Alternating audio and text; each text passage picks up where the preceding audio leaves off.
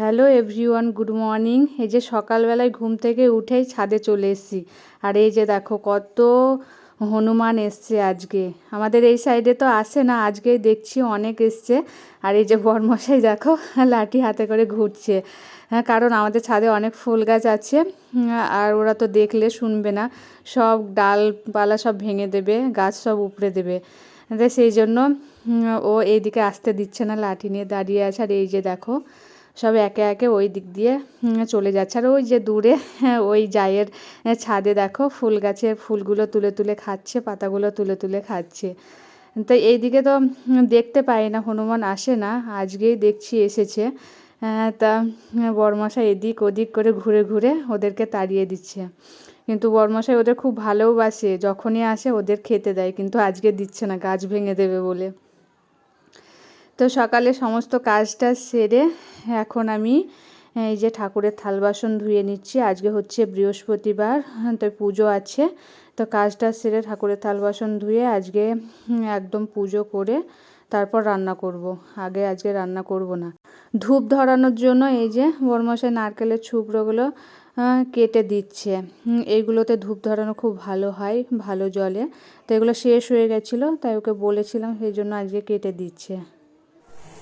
অনেকক্ষণ পর এলাম তোমাদের সামনে কথা বলতে। সকাল থেকে সমস্ত কাজ টাজ করে নিয়ে স্নান করে পুজো দিয়ে নিয়েছি। আগে রান্না করিনি আজকে। আর পুজো দিয়ে এই যে এখন সকালে চা বানিয়েছিলাম, ছেলেকে পড়াতে এসেছিল স্যার, তারপরে ওদেরকে সবাইকে চা বানিয়ে দিয়েছিলাম। আমি তো খাইনি, তাই সেই চাটা একটু বেশি আছে, ওটা এখন গরম করছি, চা খাবো।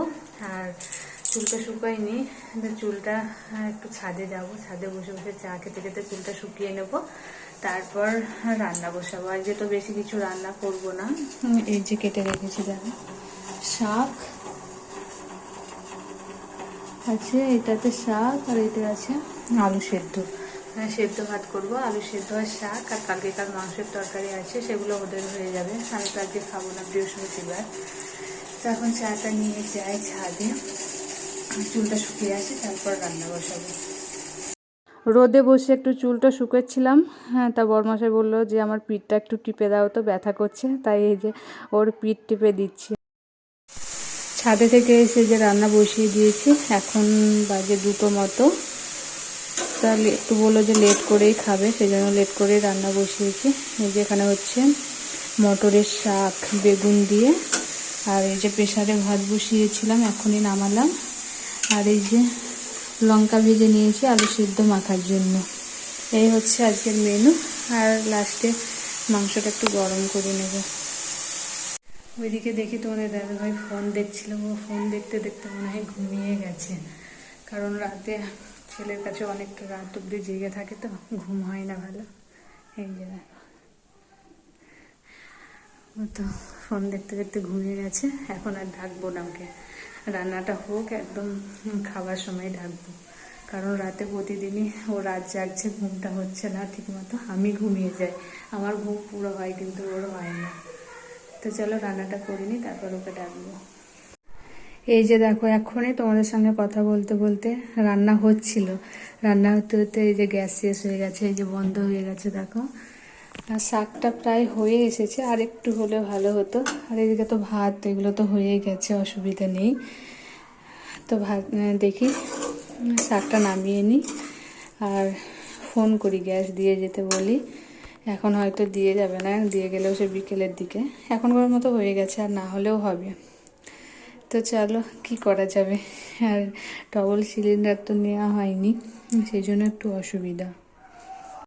আজ বারুনিতে এই যে মা বাবা গঙ্গা স্নানের মেলাতে গেছিল, ওখানে থেকে এই যে মিষ্টি নিয়ে এসছে, তাই মিষ্টি দিয়ে গেল।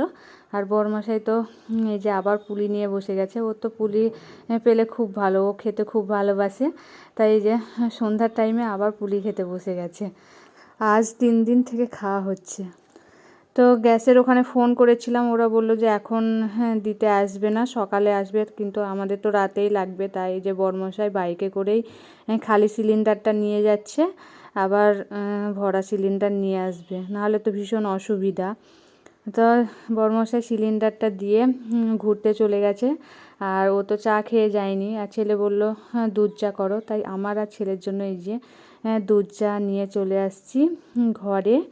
আর ছেলে তখন পড়া করছে, আর ওর ঘুম ঘুম পাচ্ছে সন্ধ্যাবেলাতে, তাই ও বলল যে এখন চা করে নিয়ে আসো, তাই এই যে ওকে চা দিলাম আর আমিও খাচ্ছি। আর রাতের খাবার করব একটু পরে। আর ছেলে বলছে তাড়াতাড়ি করো রাতের খাবারটা, বরমশাই তো এখন আসেনি, ঘুরতে গেছে, ও আসবে তখন এই যে আজকে হবে লঙ্কার পকোড়া আর বেগুনি, সব কিছু কেটে রেডি করে রেখেছি। ও আসবে তখন গরম গরম ভাজা হবে, আর ঠান্ডা হয়ে গেলে তো ভালো লাগে না। আর এই যে বরমশাই চলে এসছে আর আমার সব ভাজা রেডি, ও এসেছে তখনই আমি শুরু করলাম। তো এখন গরম গরম বেগুনি আর লঙ্কার পকোড়ার সাথে রাতে খাওয়াবে মুড়ি, এই হচ্ছে আজকে রাতের ডিনার। তো আজকের মতো ভিডিওটা এখানেই শেষ করছি, টাটা।